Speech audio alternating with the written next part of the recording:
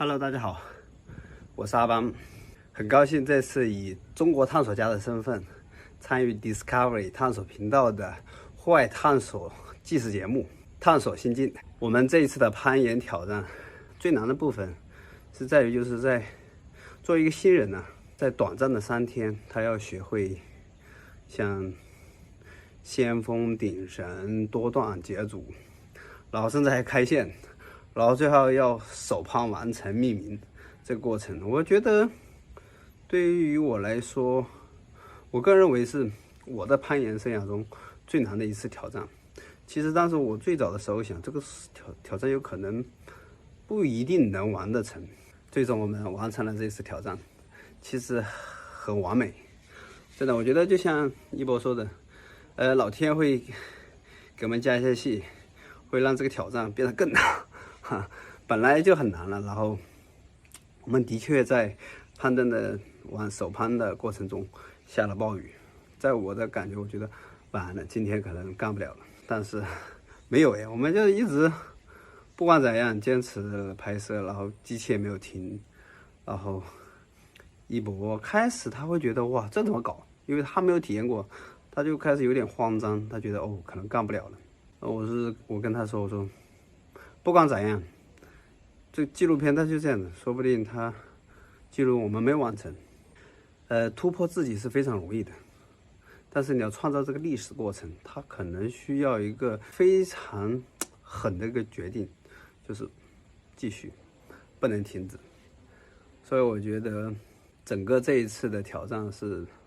对于我、对于一博都是巨大的一个挑战。对我来讲，我觉得一博他很愿意去挑战自我。就举个简单的例子，就是我们第一次把吊站吊完以后，然后你要睡外面睡里面，其实他自己觉得，那我想一想，然后比如想了可能3秒10秒，然后最后说，好吧，我要睡外面。我说可以啊，就是他会自己去跨越他的舒适圈，你知道吧？就是进入在挑战区。然后我说也可以啊，反正对我来讲，我说我都 OK。然后睡了一晚，然后巨多蚊子，然后那个红火咬惨了。晚上我记得是挺冷，后来最后好像是找出一个睡袋盖了，就是累到已经不想说话。反正对，关于开线，其实一博在这个开线的过程中他是很享受的，就是他所有的挂片都自己敲自己搞，然后整个我在旁边我只引导他，我说这个是你的自己的线路，你要去自己去走向，然后把它找出来，然后你每个挂片的距离，他有一个地方的确打的有点觉得，他说那我可以，最后因为下雨的原因导致他跨度非常长，然后在攀登最后把他其实有一点那种害怕，然后最后战胜了自己的那种内心的恐惧。就像之前他们说一博是个淡人，我觉得颠覆大家的认知，我觉得他一定不是的。他其实是说没有哪些东西能够激发他这种战斗力。其实我们通过这一次的手攀挑战成功以后，他登顶的瞬间直接大声喊了一句哇，这种愤怒感，我觉得这时我就感觉到他是真心的喜欢攀岩。攀岩他是这样的形容，面对一座大山，它是一个不可能完成的任务，但是我们通过我们不断的努力，不断的尝试，不管中间有多大的累啊、痛啊、流血、流汗，甚至有天气原因，但我们没有放弃，就努力，不一定能成功，但放弃就会一定失败。我们努力，我们成功了，真的，我觉得让一博最后，登顶的时候说了一句对，感谢这个教练。最后在他有这种想法，有一种就说要有点浮动的时候，我说你必须做决定，你必须要完成它。最后他完成了。对，后来就说他人生没有遗憾，我说不然人生会有遗憾的。然后再讲一个，第2段应该是横切的5.9，哇，我记得这个5.9绝对是一个非常非常棒的5.9，而且真的有点难度啊。我还记得他在中途好像掰了个石头，我当时以为他会冲坠，结果真的是他爬到翘走啊，就一直抖，不知道为什么抓了个点又缓回去了。我觉得这个换做任何人估计早就冲坠了，结果他没掉，真的哇，真的，他当时他挂到那个顶的时候，他特别开心，哇，很兴奋，然后他就真的咬牙干下去。这一点我觉得是还是值得佩服。最后总结一下我们这次的探索心境整个影片，在这么短时间，然后从零到先锋顶神，然后多段开线，然后首攀完成命名，这个过程在几天里面完成，我觉得是真的是在我们的攀登界里面算是一个奇迹。如果换作是我个人去，我觉得他不一定能完成。所以我觉得这次的拍摄真的是很棒的一次体验，而且是一个很棒的一个挑战。我觉得首先气场上我没有想到一博会这么的冷静因为收集的信息大部分都是别人看到的一博，或者是别人已经加了他个人的滤镜，或者是那种完全像百度百科呀，或者是他就是完全写的就是一点感情都没有的那种内容。对，然后但是一博其实很热情，他内心都非常的活跃，而且他比我想象中的更加的强壮。你不要看他身体好像是就觉得他很瘦的，不是的，他很强壮的。对，他的耐力爆发力等等各方面都还是非常好，而且其实最主要是思维这方面，真的不像是一个常年在影视或者音乐舞蹈这方面锤炼的一个年轻人，感觉他是对运动要么是有天赋，要么就是其实他有很多的积累。我觉得首先气场上我没有想到一博会这么的冷静因为收集的信息大部分都是别人看到的一博，或者是别人已经加了他个人的滤镜，或者是那种完全像百度百科呀，或者是他就是完全写的就是一点感情都没有的那种内容。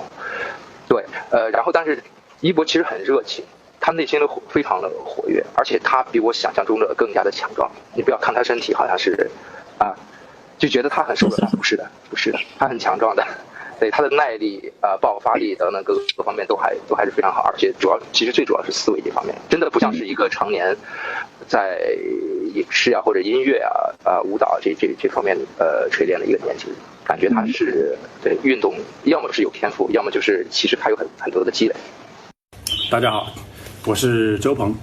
很高兴以中国探索家的身份参与到 Discovery 频道户外纪实探索节目《探索心境》。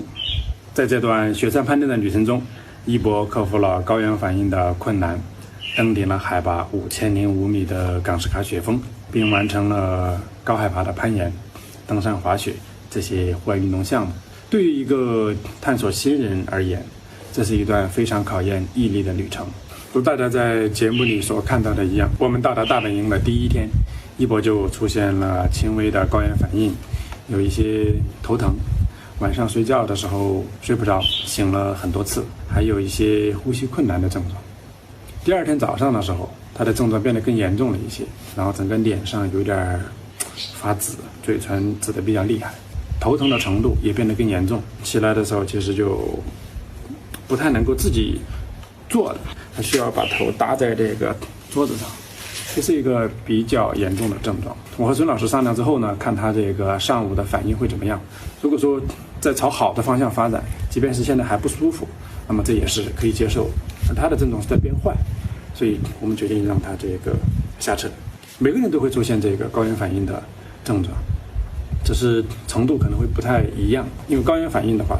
所受的影响的因素其实是非常多的，除了身体本身的这个机制之外的话，还有疲劳的程度、身体状态这些都有关系，就需要让他下撤。但是我很担心的是，让他下撤之后呢，他不太能接受。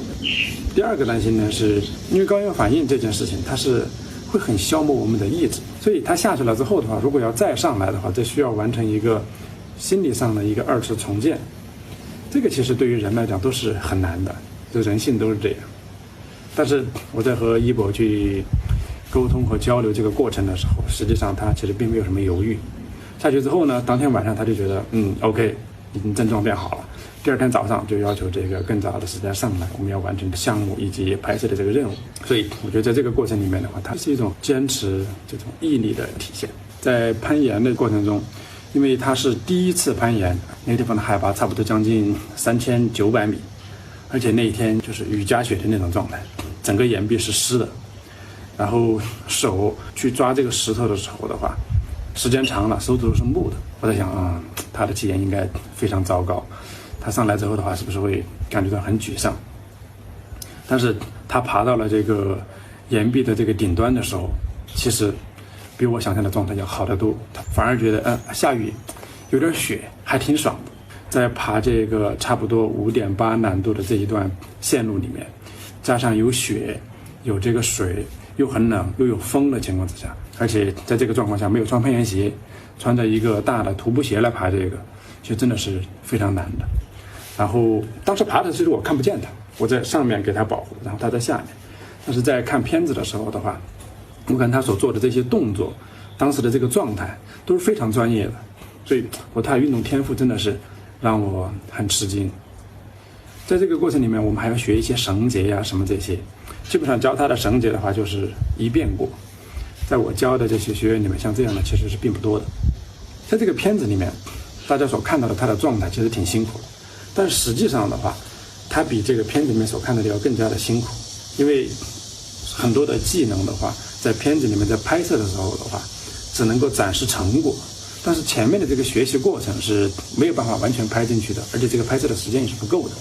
所以我们在晚上的时候呢，回去还要加练，像这些绳索的保护啊，还有先锋保护啊，这些过程都是在镜头之外去学习的。所以这种表现出来的运动天赋以及这种学习的这种能力和好奇心的话，是让我非常惊讶的。雪山攀登离我们很遥远，但是又很近，就像节目中表达的，